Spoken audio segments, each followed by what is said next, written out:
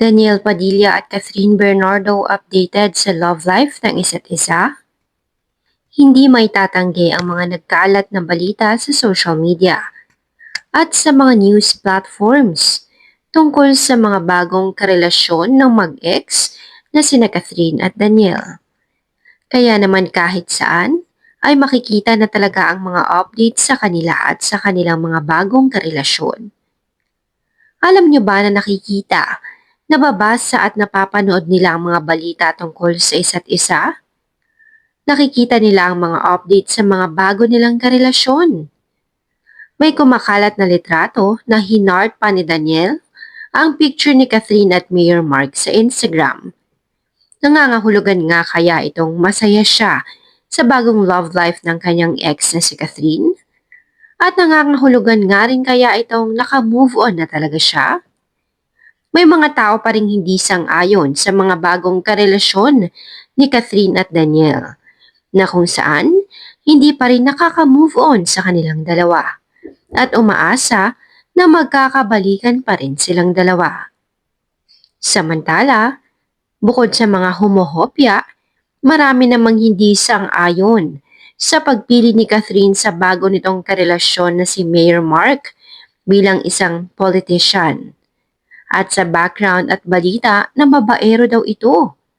Kabaliktaran naman ito ng bagong nobya ni Daniel, na kung saan marami nga ang pumupuri rito at sinasabing nag-upgrade nga raw si Daniel ng girlfriend.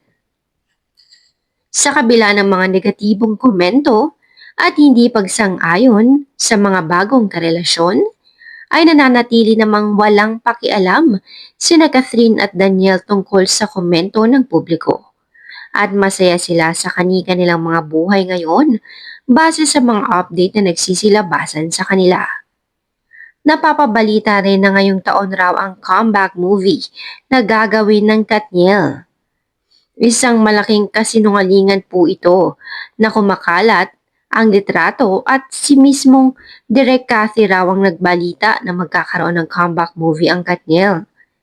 Kaya naman para sa mga fans noon ng Katniel, suportahan na lamang natin sina Catherine at Daniel sa kanilang mga love life at sa mga taong nagpapasaya ng puso nila ngayon. Samantala, kung tatanungin ninyo kung anong update sa project nila ngayon, malapit nang mag-umpisa ang Someone Someday na serye ni Catherine. At susundan naman ito ng gagawin niyang horror movie project na Feng Shui. Samantala, naghahanda na rin at nag-umpisa na ng taping si Daniel at ang buong cast para sa season 2 ng Incognito.